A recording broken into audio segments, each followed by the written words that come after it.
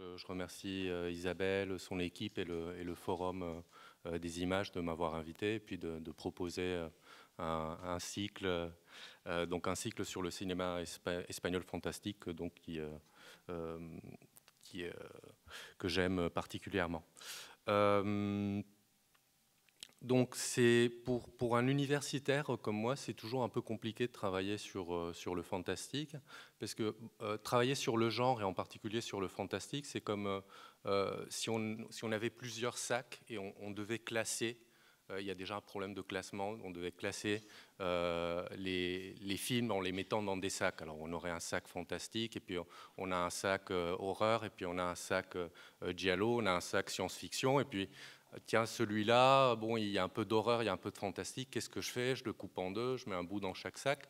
Donc, conceptuellement, c'est toujours un peu compliqué d'aborder le fantastique. Surtout que, en fait, ces notions, ces concepts de fantastique sont toujours liés à des traditions qui sont des traditions nationales, culturelles, géographiques.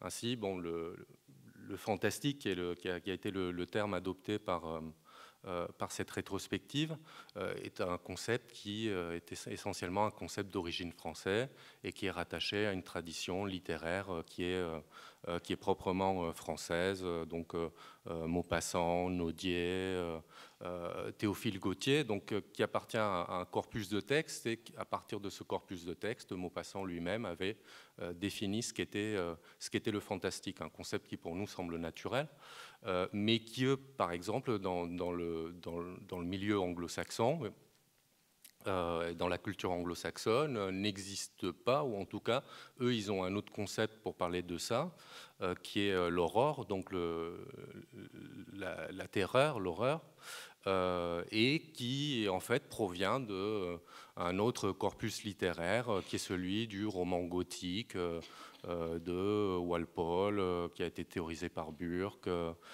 donc, et qui, en réalité, recoupe en réalité des notions différentes, des films différents et des idées qui sont un peu différentes.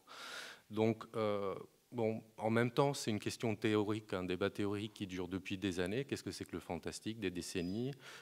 C'est pas moi qui vais le résoudre aujourd'hui. Et par contre, l'avantage de travailler sur un cinéma fantastique national, c'est que justement, ça nous permet de voir quelles sont, on va dire, quelles sont les tendances ou quelles sont les variations que des films peuvent adopter à un moment concret, dans un contexte cinématographique concret, culturel concret, autour de ces notions du fantastique, de l'horreur. Et donc, ce que je vais plutôt essayer de faire aujourd'hui, c'est de dresser une typologie, une sorte de typologie sur les différentes variations qu'a pu prendre le fantastique à un moment donné et concret dans une période historique et un pays concret, l'Espagne dans ce cas. Et en remarquant que, donc je parlais de la tradition anglaise, de l'aurore, je parlais de la tradition française du fantastique, mais que justement, ce qu'on a souvent dit sur le fantastique espagnol, c'est qu'il n'avait pas de tradition propre, en tout cas, il n'avait pas de tradition littéraire auquel se rattacher. Ce qui est évidemment certain, mais on pourra peut-être voir s'il n'y en a pas une quand même. Alors, l'avantage des Espagnols, c'est que du coup, pour parler de leur propre production, et c'est au moment de l'âge d'or, de cet âge d'or dont je vais parler, qui se situe dans les années 60-70, les Espagnols ont créé un concept qui en fait réunissait les deux dont je viens de parler, qui est le fantaterror. Donc la fantaterreur, fantastique terreur.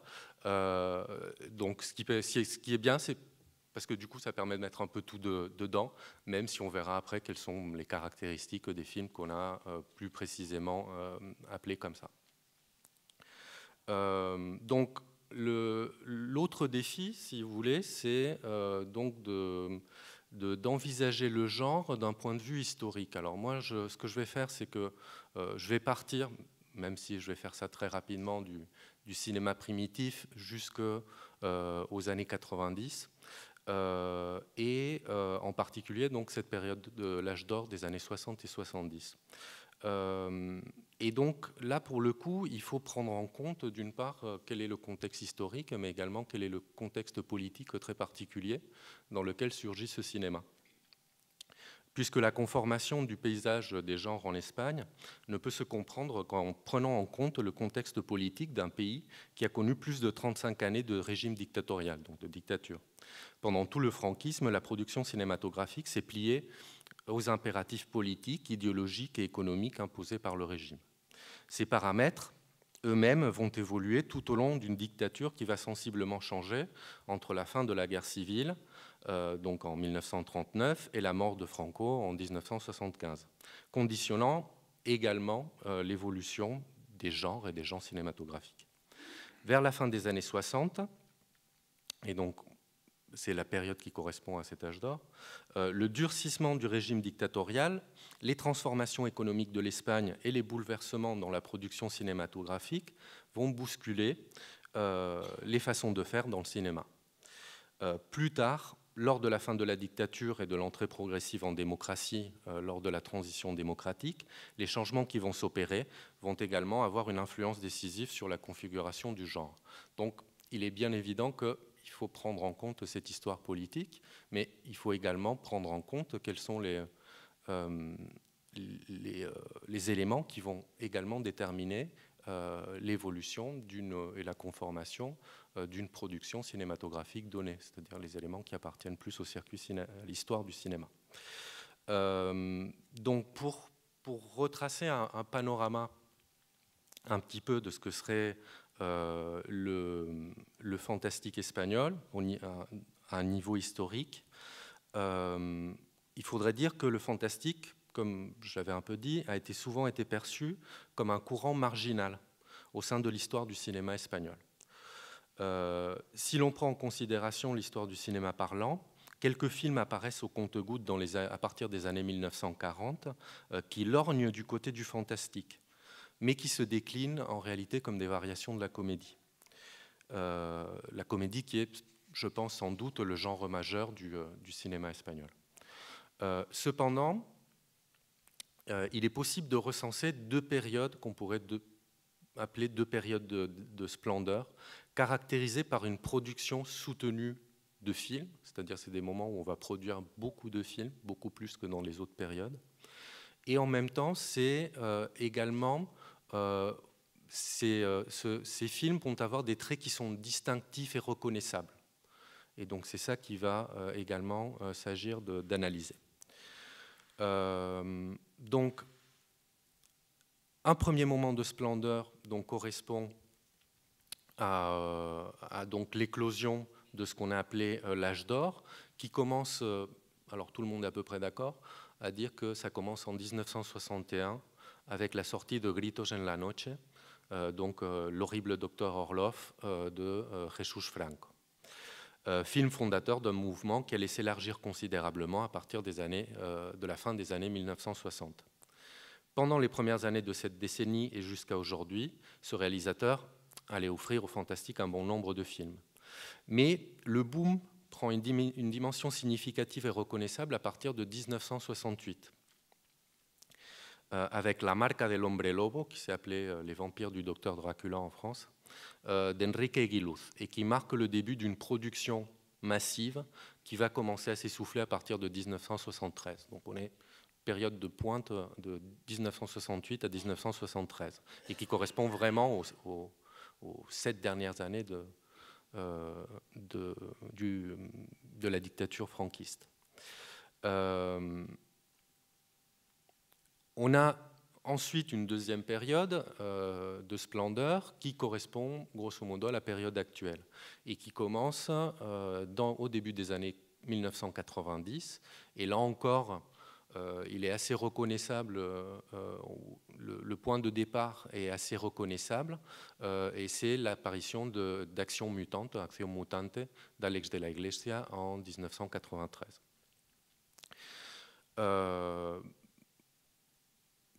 la période de pointe, là, en termes de volume de production, se situerait grosso modo entre 1999 et 2005. 2005 étant la période l'année où on a produit le plus de films en Espagne, dans cette période-là.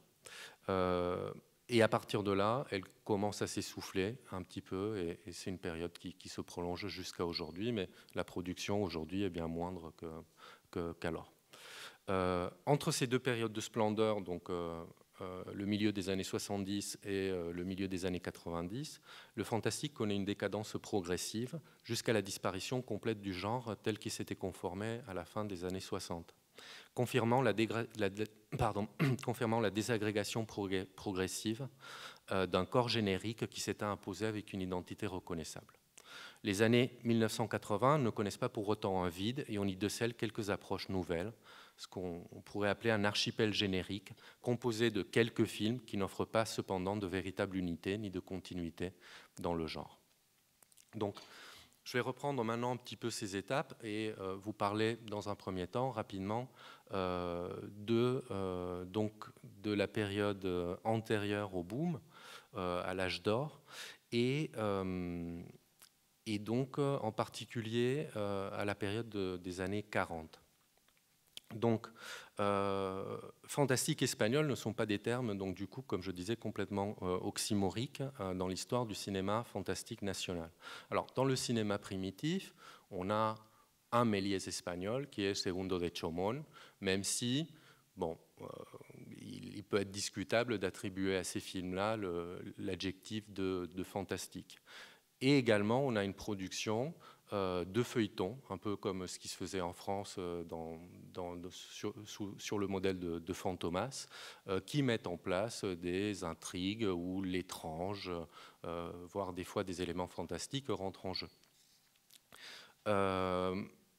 Une fois le franquisme arrive, et assez tôt dans les années 40, on voit également, alors de façon relativement ponctuelle, mais avec une fréquence qui est quand même significative, l'apparition d'autres choses, donc qui est c'est souvent des films avec des éléments du fantastique, des fantômes en général, des diables, mais qui se situent dans le contexte de la comédie.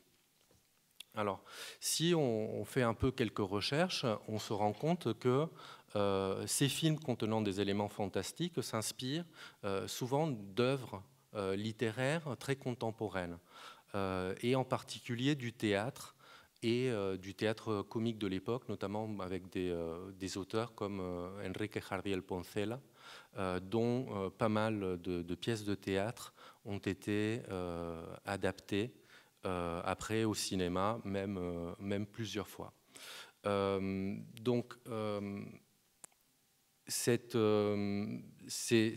fait que ces œuvres soient majoritairement adaptées de pièces de théâtre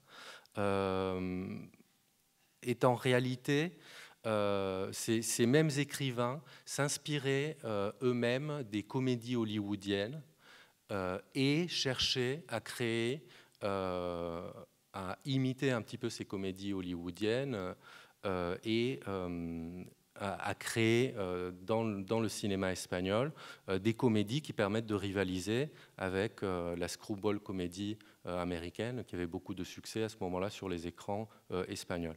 Et une des caractéristiques donc, de ces pièces, c'est l'introduction souvent d'éléments surnaturels.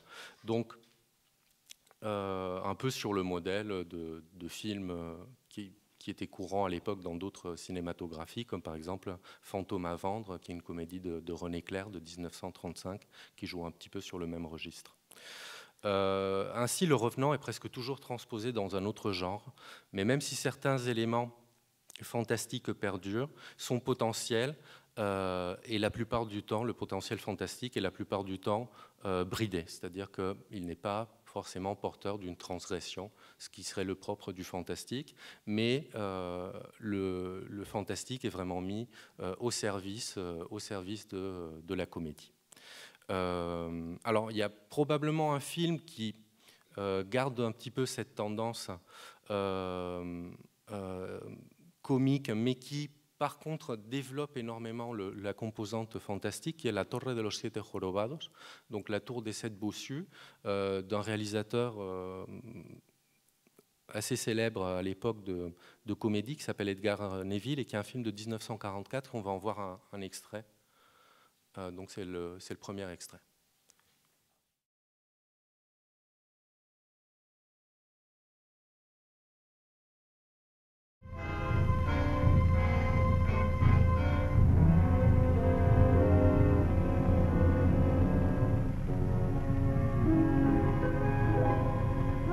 ¿Me hacen el favor? Vamos a estar un momento nada más. No importa, tienen que dejarlo. No se puede pasar con sombrero. Si no es más que un momento. Está terminantemente prohibido. Ah, bueno.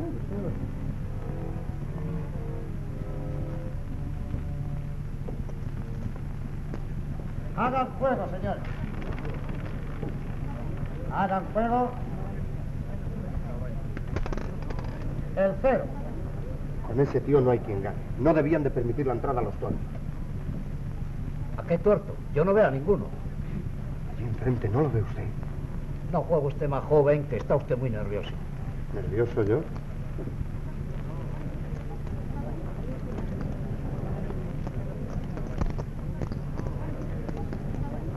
Hagan fuego, señores. Hagan fuego. Hagan fuego, señores. ¿Hay el fuego? No va más. El 3 encarnado.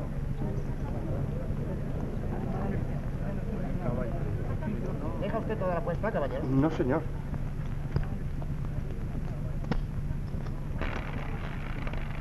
Digo, sí, la dejo. Hagan fuego. Está hecho. No va más. El 3 encarnado. Donc, vous avez vu dans cet extrait certains des éléments donc, qui font que, malgré le fait que je disais que c'est un des films qui comporte le plus d'éléments fantastiques, ça reste quand même un film qui est largement tourné vers la comédie. Alors, il y a des éléments qui sont très reconnaissables, l'apparition de ce fantôme qui se matérialise dans le miroir, ou c'est des procédés qui sont vraiment repris du genre, mais qui s'effacent un peu malgré tout dans l'ambiance de la comédie. Alors, ceci dit, la Torre de los Siete Jorobados, donc la tour des sept bossus, qui est l'adaptation d'un roman homonyme, est un film qui est assez délirant, puisque l'action du film se déroule dans une ville juive souterraine, construite sous Madrid, peuplée de bossus qui suivent les ordres d'un hypnotiseur, le docteur Sabatino, qui est un peu à l'image du docteur Mabuse de Fritz Lang. Alors, bon, il y a la construction de décors qui reproduisent cette ville souterraine, qui sont assez magnifiques. Et bon, c'est quand même assez cocasse d'imaginer sous le franquisme donc cette espèce de Madrid souterraine peuplée de juifs bossus, bon, en sachant ce que le franquisme pensait des juifs. Bon, il y a là encore quelque chose d'inconscient et qui parle sur le franquisme lui-même. Donc voilà. Si on peut effectivement déterminer que dans les années 40, il peut y avoir une ligne qui s'établit entre de la littérature et le fantastique, c'est peut-être ce croisement entre la comédie et le fantastique qui, à mon avis, reste une des tendances à long terme qui va survivre dans le fantastique. Et par exemple, si on pense au film d'Alex de la Iglesia, où il y a d'autres éléments qui s'inscrivent, mais cette présence de la comédie va rester forte. Maintenant, je vais passer au gros morceau qui est le cinéma du boom, et en apportant tout d'abord une contextualisation qui est, dans un premier temps, une contextualisation historique, mais également une contextualisation du contexte de production de ces films, qui, à mon avis, explique pas mal de choses. Donc, du coup, comment expliquer que, donc à ces dates-là, entre 1968 et 1973, on produise plus de 100 films fantastiques, produisent ou coproduisent plus de 100 films fantastiques en Espagne, qui n'était pas un pays qui, a priori, pouvait être un terreau pour ce genre. Donc, il faut d'abord observer la période historique et voir que l'émergence de l'âge d'or du fantastique espagnol se produit dans un pays qui est victime de ces contradictions.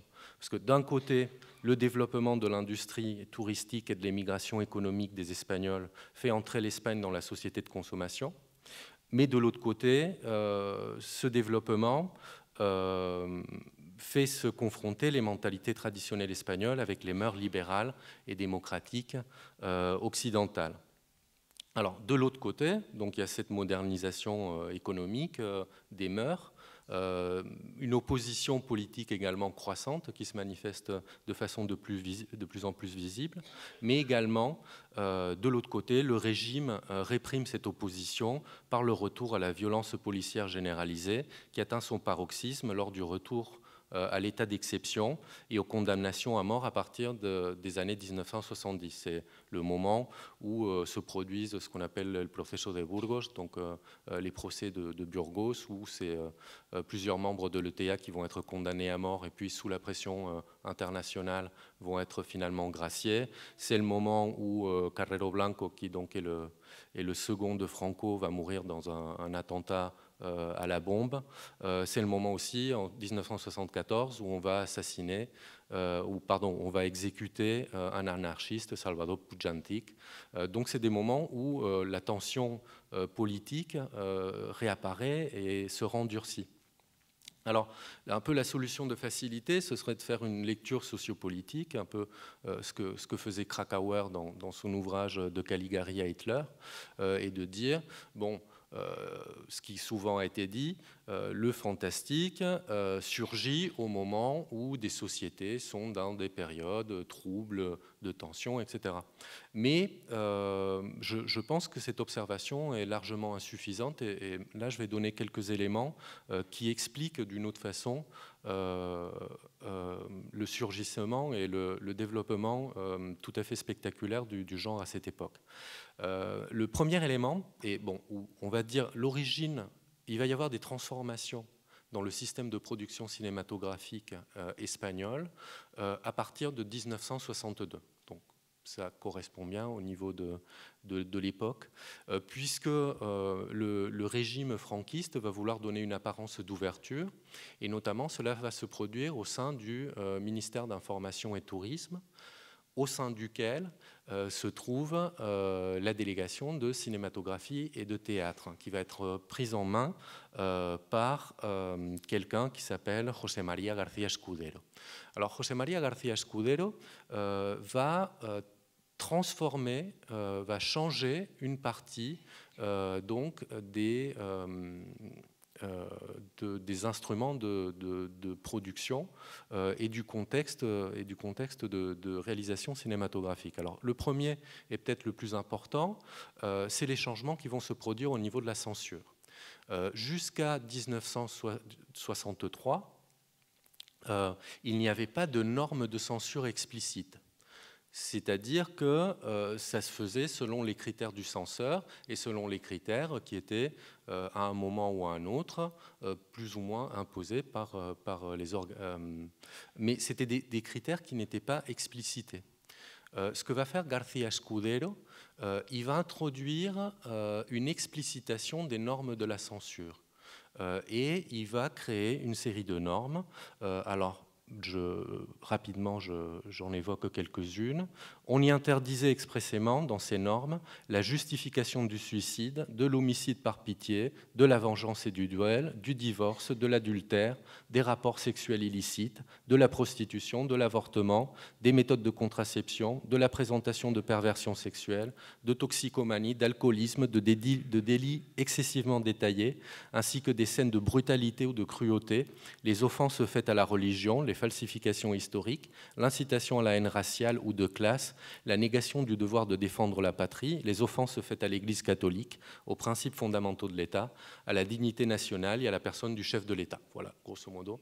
Mais on comprend bien qu'en même temps, alors, quand dit comme ça, on se dit tiens, ça va être compliqué de faire du fantastique sans violence, et d'un autre côté, bon, une fois on a posé un cadre explicitement, qu'on l'a explicité, ben, c'est quand même plus facile de le contourner et donc de se placer à la limite de ce qui à ce moment-là va être censurable.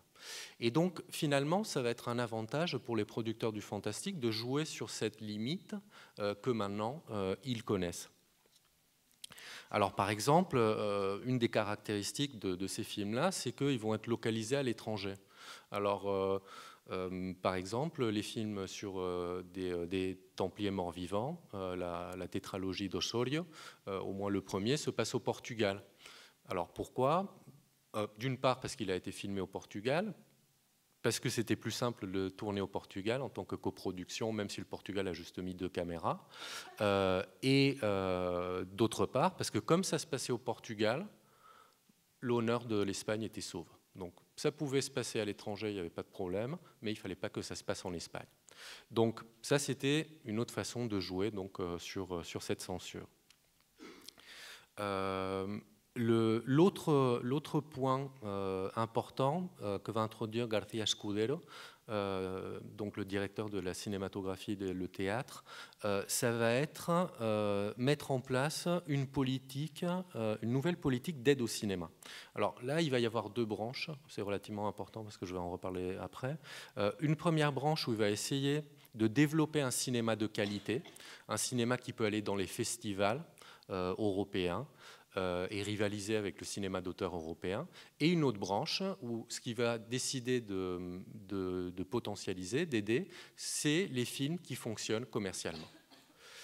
Donc pour cela, il va mettre une politique d'aide à la production et plus concrètement de reversement de 15% du box-office pendant les 5 premières années d'exhibition.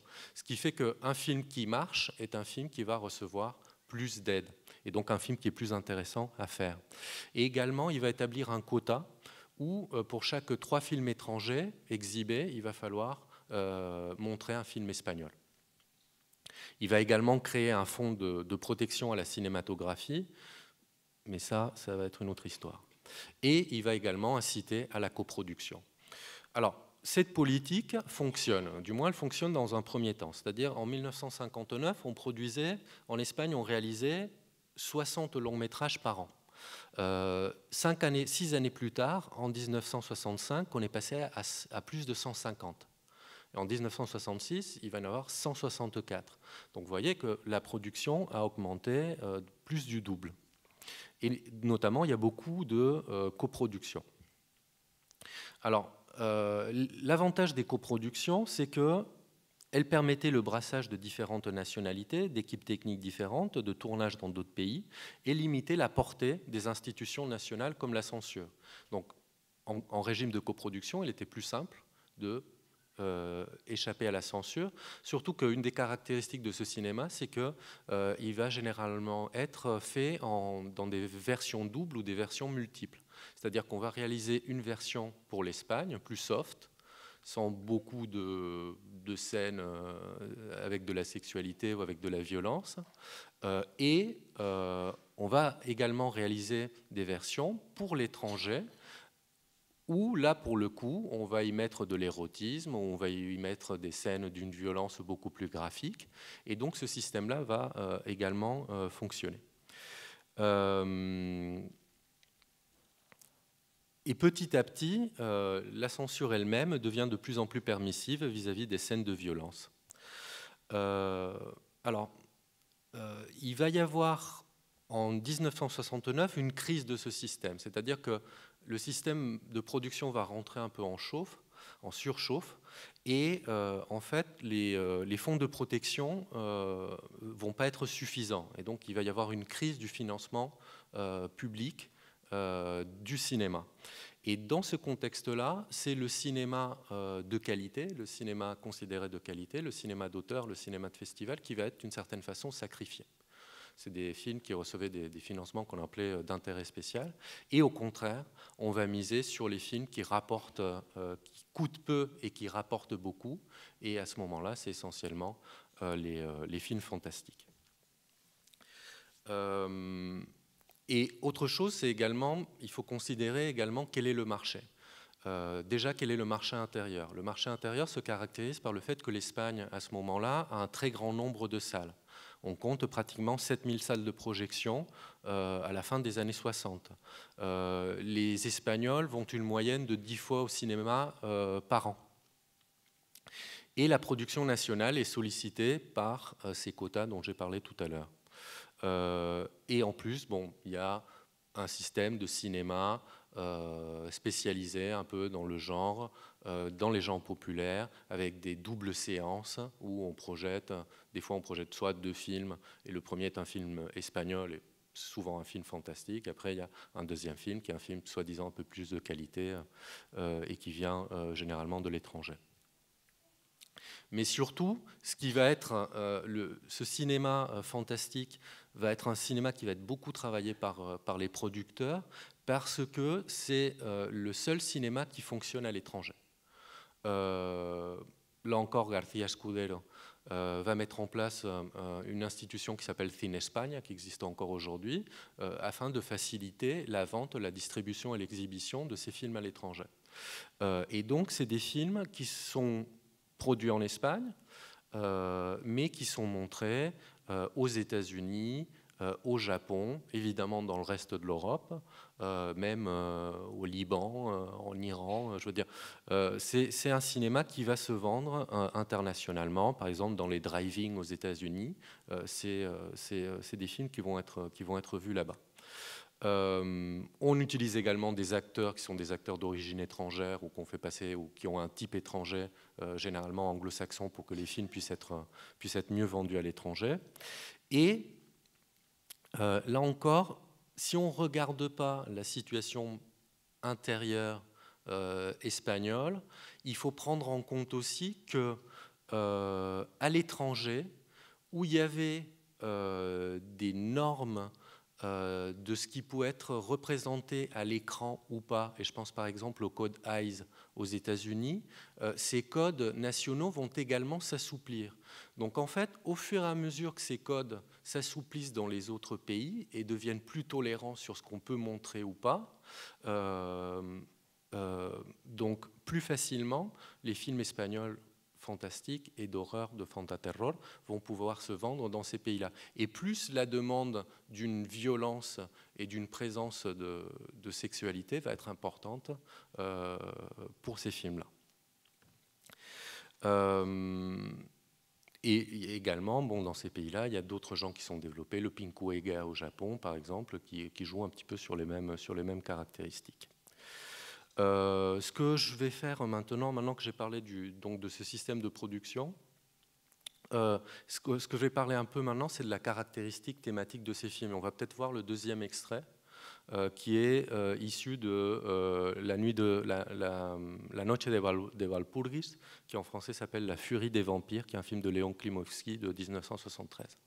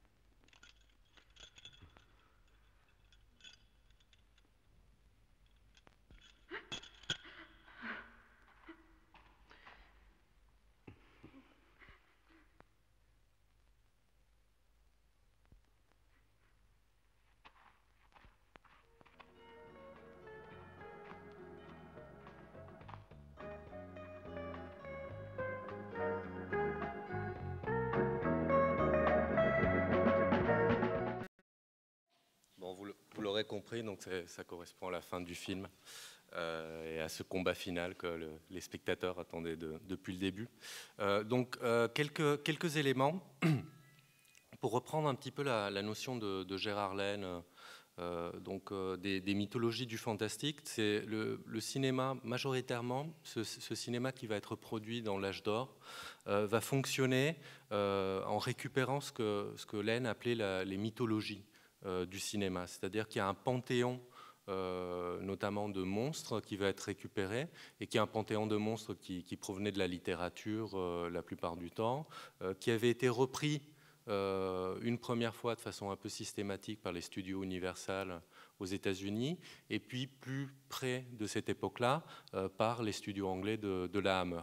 Et c'est au moment où la Hammer s'essouffle, commence à s'essouffler, que les Espagnols vont un petit peu reprendre le flambeau et reprendre un petit peu tous ces monstres. Alors il y a Dracula ou le vampire, ou la vampire plutôt, le loup-garou, la momie, etc. L'autre chose qui est remarquable aussi, c'est que ces films-là jouent tout de suite sur une accumulation des monstres. C'est-à-dire que tout de suite, on est dans la vampire contre le loup-garou.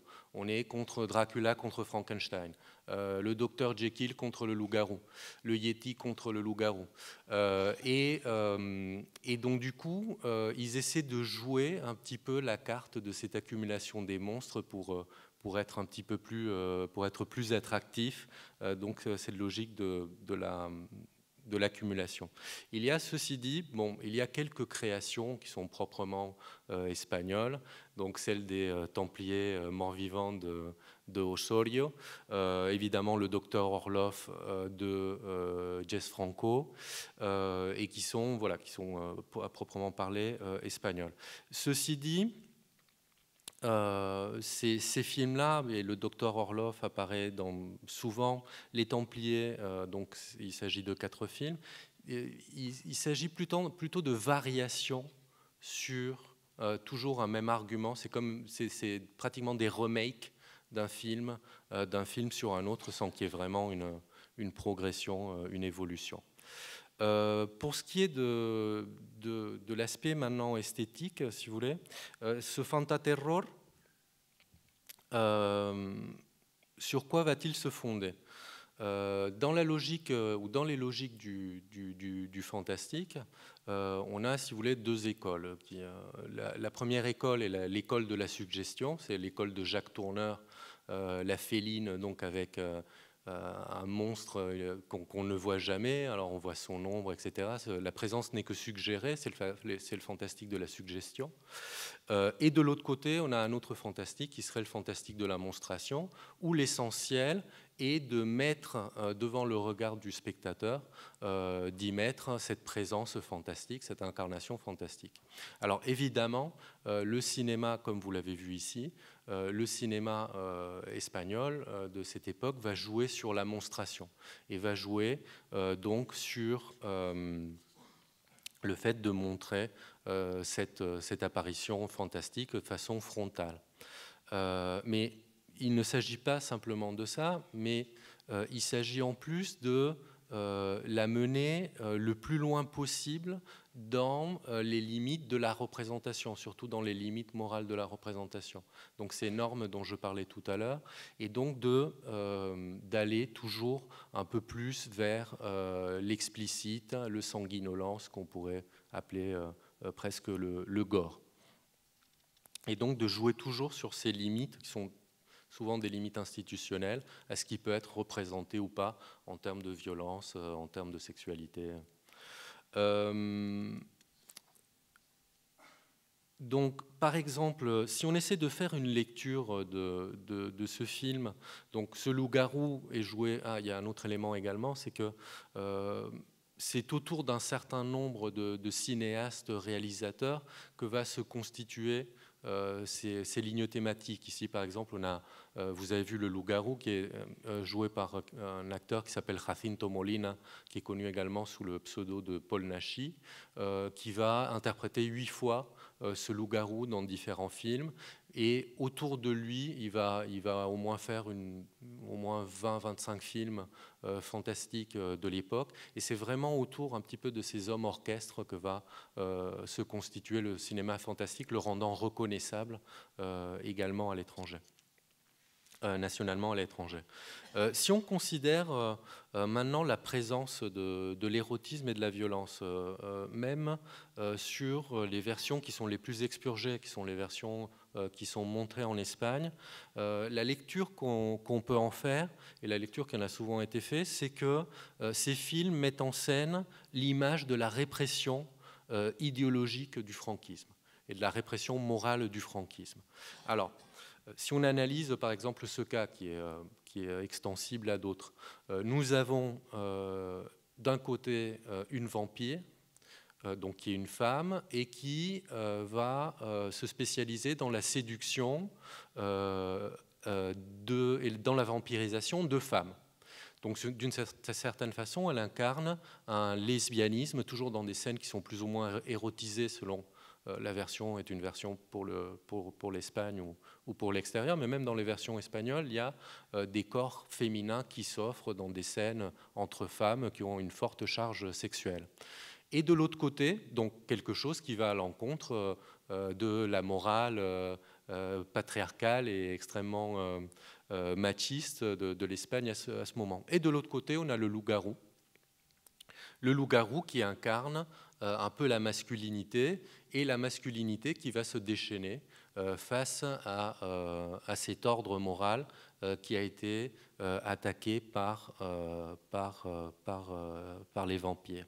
Et donc du coup, la résolution de ce conflit entre donc cette masculinité exacerbée et cette féminité dangereuse pour le modèle espagnol, c'est que évidemment c'est la vampire qui va finir par être dépecée ou tuée par le loup-garou, qui va survivre ou pas. Et bon, ici il ne survit pas, mais en tout cas, et vous l'avez vu, c'est assez marquant. Une fois les monstres meurent, vous avez vu, les chaînes tombent des murs. C'est un peu comme si finalement ce couple modèle qui représenterait le couple standard et normé de la sexualité espagnole, hétérosexuelle, avait enfin été libéré des menaces que faisait peser sur lui la présence du lesbianisme. Donc ça, c'est le schéma général. Grosso modo, qui va être interprété alors, sous plusieurs formes pour la plupart de ce cinéma. Ce que même des critiques de l'époque, on a appelé une image d'ensemble proposée par ces films qui configure une gigantesque image de la répression. Nous allons voir peut-être passer maintenant à autre chose, une autre variante de ce fantastique, qui, ce qu'elle va essayer de faire, c'est renverser justement ce discours idéologique de l'intérieur. Et donc là, on va voir un extrait d'un film d'Eloy de la Iglesia qui s'appelle La Semana del Asesino, donc la semaine de l'assassin, et qui est un film donc de 1972. Voilà.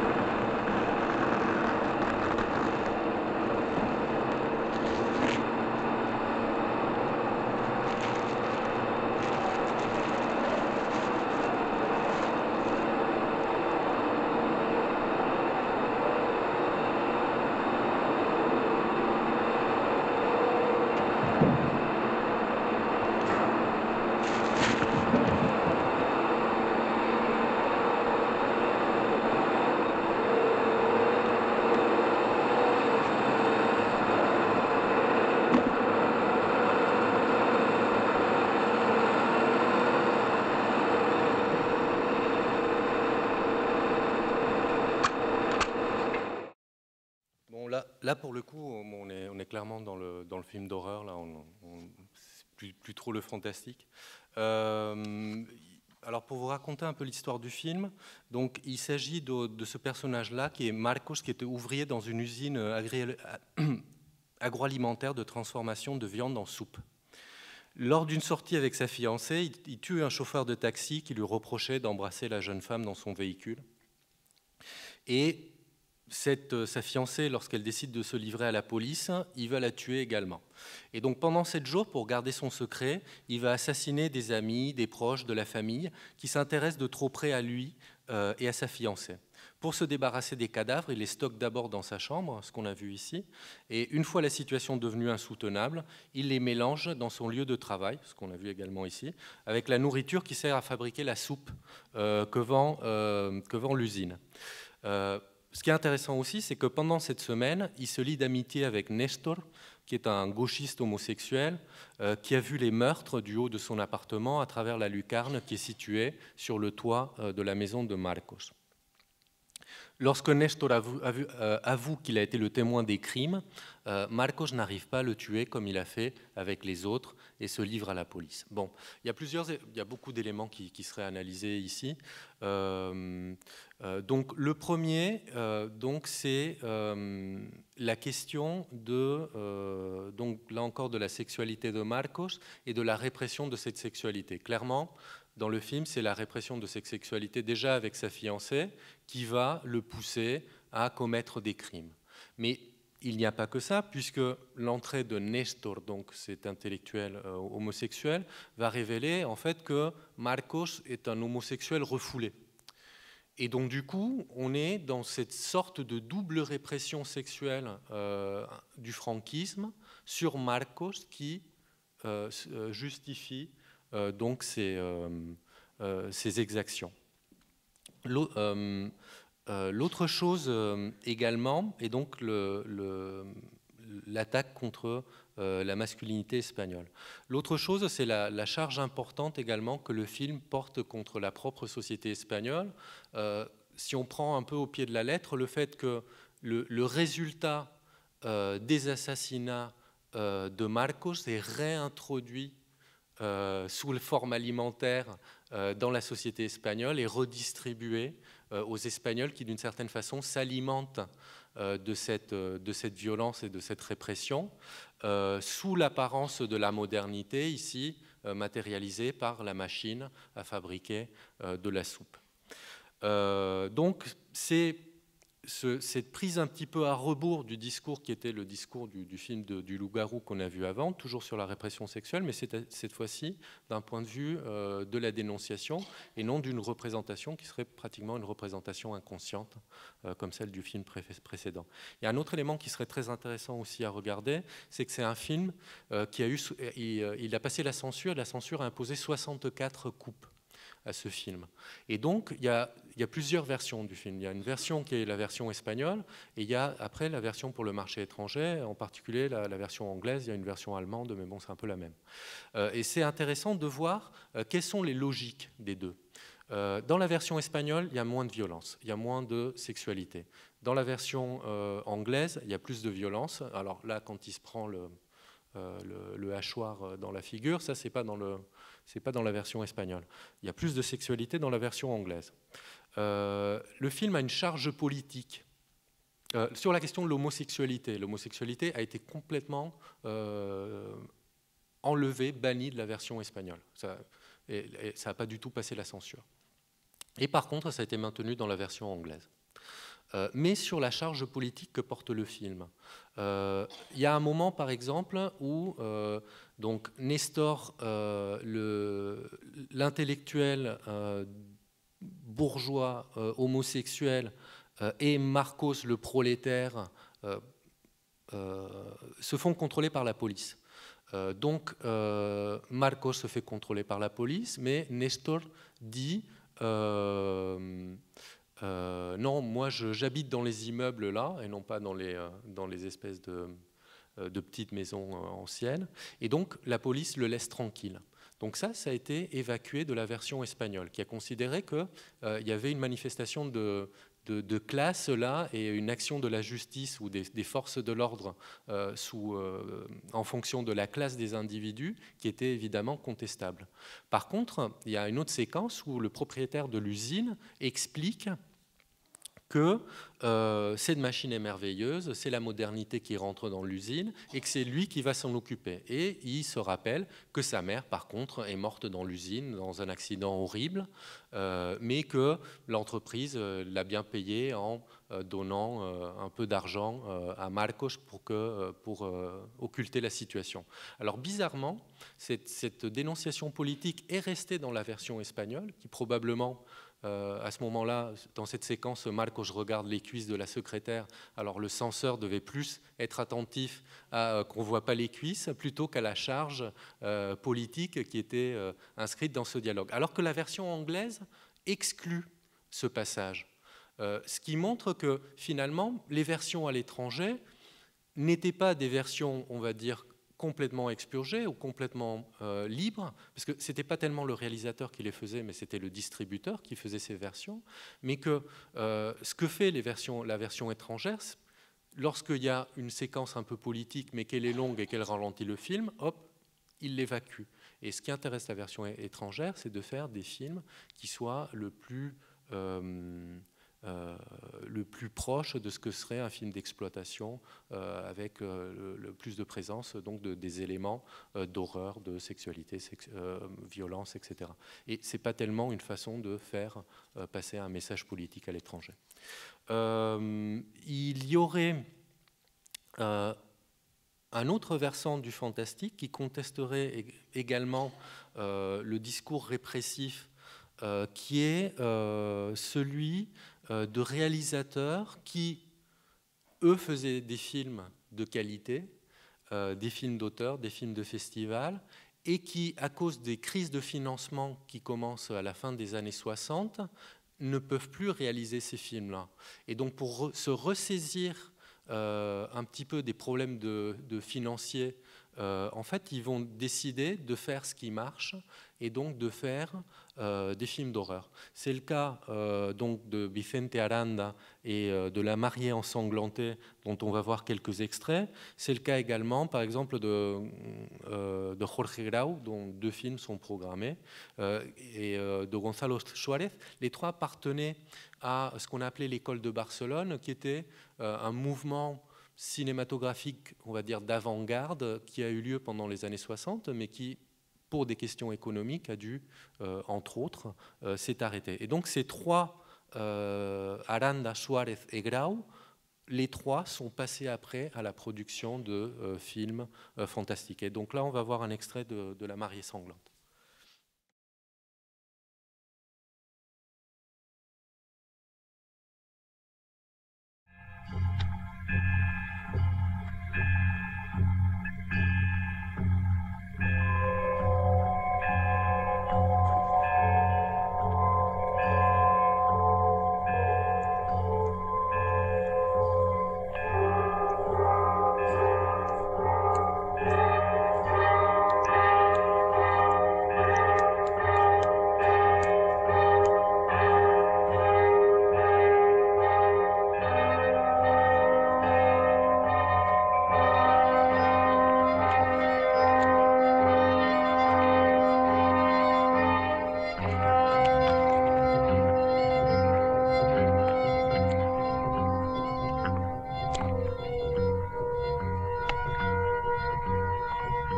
¿Qué hace aquí?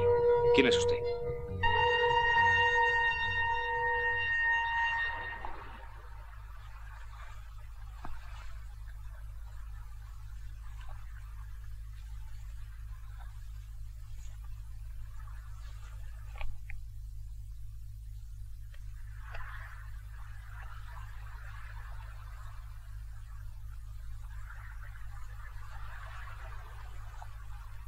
¿Dónde están sus ropas?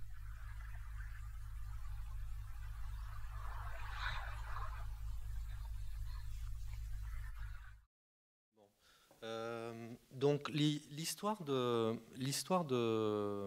la mariée sanglante reprend des choses qu'on a pu voir déjà. Donc il s'agit d'un couple de jeunes mariés qui arrivent dans le manoir de famille de l'époux. Et la jeune épouse, Suzanne, est effrayée lors de la nuit de noces face à la perte de sa virginité. Et surtout les manières violentes de son mari pour coucher avec elle. Donc cet épisode va attiser la haine de Suzanne à l'égard de son mari. Une haine qui va s'accompagner de visions dans lesquelles apparaît un ancêtre de la famille, Carmilla, qui assassina son mari lors de sa nuit de noces et se transforma par la suite en vampire. Dans ces visions, elle tue son mari sous l'influence de Carmilla. Lorsque le mari trouve une jeune femme, donc c'est cette séquence-là, Mircalla, sous le sable de la plage, Suzanne est immédiatement frappée par sa ressemblance avec Carmilla. Le film, qui jusqu'à l'instant demeurait relativement réaliste, entreprend un tournant vers le fantastique. Les deux femmes vont bientôt s'engager dans une liaison entre le vampirisme et le lesbianisme et vont entreprendre d'assassiner les hommes de la maisonnée. Alors, d'un côté, on voit que Aranda, quand il reprend le genre, il va reprendre des figures et des éléments qui sont clairement identifiés depuis le début de l'âge d'or. La vampire, le lesbianisme, la dimension érotique, etc. Cependant, dans ce cas, Aranda rend visible et explicite la domination masculine réelle, exprimée à travers un viol, qui a lieu au début du film, alors que le film, pour l'instant, a un ton réaliste. Et puis, c'est cette violence du mari qui va activer l'émergence du fantastique et donc l'apparition de Carmilla Mircalla. Dans cette mesure, il inverse le schéma répressif des films de loup-garou de Naschy. D'un autre côté, tout en reprenant les codes du genre, le manoir, les assassinats, la violence, etc., il élabore des images qui relèvent d'un imaginaire différent. Et ici, des références probables à Buñuel, je pense au Chien andalou, à l'âge d'or, où on a ces plages avec des personnages à demi enterrés, et qui sont des réminiscences donc des films antérieurs qu'il avait fait, qui étaient beaucoup plus avant-gardistes. Donc pour Aranda, l'infraction des lois du réel propre au fantastique appelle l'expérimentation formelle. La transgression de la réalité devient une amorce pour déjouer l'effet de réel cinématographique. Je rentrerai maintenant, et pour terminer, dans la dernière étape, qui est donc la sortie du boom. Alors cette sortie du boom va se faire pour plusieurs raisons. Alors pourquoi, à partir de 1973, la production et la réalisation de films fantastiques va commencer à diminuer? Alors, dans un premier temps, pour un effet peut-être de ras-le-bol des spectateurs, qui, comme je le disais, par cette question de la sérialité, de voir toujours un petit peu les mêmes monstres dans les mêmes situations, etc., vont finir par se lasser. D'autre part, parce que les films étant réalisés en coproduction et ce qui étant visé étant le marché international, en grande partie, le fantastique va être moins intéressant au détriment d'autres genres qui se développent par ailleurs. Par exemple, le giallo italien. Et on va voir très clairement une dérive des films produits du fantastique et de l'horreur vers les codes du giallo. D'autre part aussi parce que, par exemple, quand L'Exorciste, le film de Friedkin, va sortir, il va avoir du succès et donc ils vont faire un remake de L'Exorciste, par exemple, qui s'appelle L'Exorcismo, toujours avec Jacinto Molina.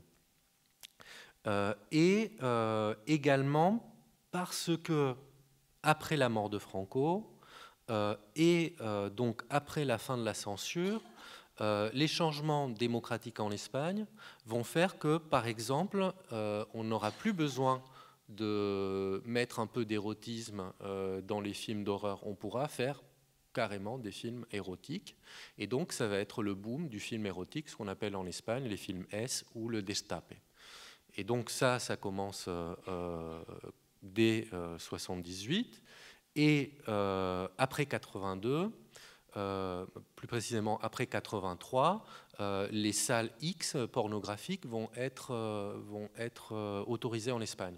Et donc, beaucoup des réalisateurs qui avaient fait du fantastique vont passer par la case du cinéma érotique, et certains d'entre eux vont terminer dans le cinéma pornographique, comme par exemple Jess Franco. Et non seulement ça, mais la politique de production va également changer. Si on était encore sur une politique qui bénéficiait les films commerciaux, l'arrivée des socialistes en 1982 va changer la donne. Les socialistes vont avoir une politique de films, ce qu'ils appellent de qualité, qui va faire que ça va être les adaptations littéraires des classiques de la littérature espagnole qui va être privilégiée. Et donc ce système-là de financement sur le nombre d'entrées va disparaître, et donc du coup on va rentrer dans un système qui est complètement différent et qui du coup est pas du tout propice pour un cinéma de genre populaire et commercial, qui donc du coup va pratiquement disparaître. Donc j'ai le temps encore un peu. Et là il est quelle heure? Moins 10, d'accord. Donc juste, j'aimerais montrer l'extrait d'un autre film qui est un extrait qui est relativement caractéristique, mais aussi relativement rare, qui est un extrait de la période de ce qu'on appelle la transition démocratique. En Espagne, à la mort de Franco, va s'établir une transition démocratique de la dictature vers la démocratie. Simplement, il s'agit d'une transition politique faite de l'intérieur. Et donc, les Espagnols qui accueillent évidemment avec joie l'arrivée de la démocratie, beaucoup, au bout de 2 ans, quand ils voient que cette démocratie est une démocratie qui a une certaine retenue à mettre en place des libertés individuelles politiques espérées, vont rentrer dans ce qu'on appelle le desencanto, le désenchantement. Et donc les gens qui avaient des pratiques politiques ou même esthétiques relativement radicales ou marginales vont rentrer dans ce qu'on appelle à l'époque l'underground et le cinéma underground. Un des cas, le principal, le cas le plus représentatif, on a par exemple les films de Bigas Luna, il y a 2 films de lui qui sont programmés dans la rétrospective, mais moi je vais vous parler d'un autre film qui est Arrebato, d'Ivan Zulueta. Donc on va regarder l'extrait.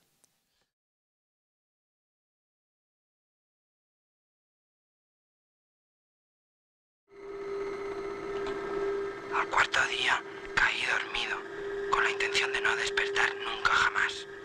Pero sorprendentemente se produjo un arrebato. Sin yo hacer nada, algo había pasado por mí durante el sueño. Luego además me di cuenta de que el tomavistas a los pies de la cama llevaba disparando sus clic-clic desde no se sabía cuándo. Total, que decidí esperar a tener la película revelada. ¿Has visto ese fotograma rojo? Deténlo, no lo dejes pasar. Debes comprobarlo. No.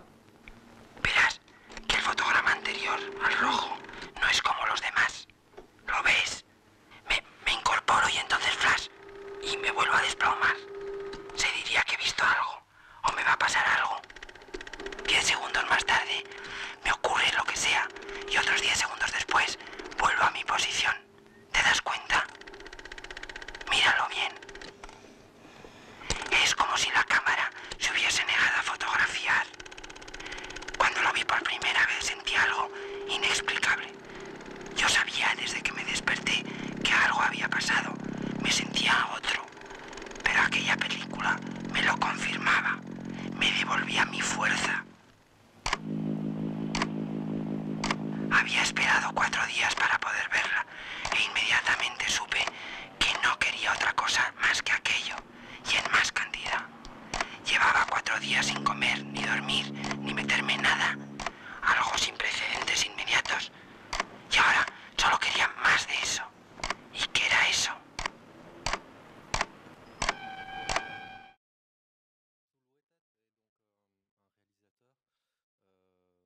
Qui est passé par les États-Unis, par New York, et qui a réalisé un film, une comédie musicale complètement improbable sous le franquisme psychédélique. et qui, au début des années 70, lui-même étant accro à l'héroïne, il s'enferme chez lui pour réaliser des courts-métrages en Super 8, qui en fait sont ceux qu'on voit dans le film, où il joue sur l'accélération, la décélération des rythmes. Et Arrebato, peut-être que je vous donne la synopsis. Donc,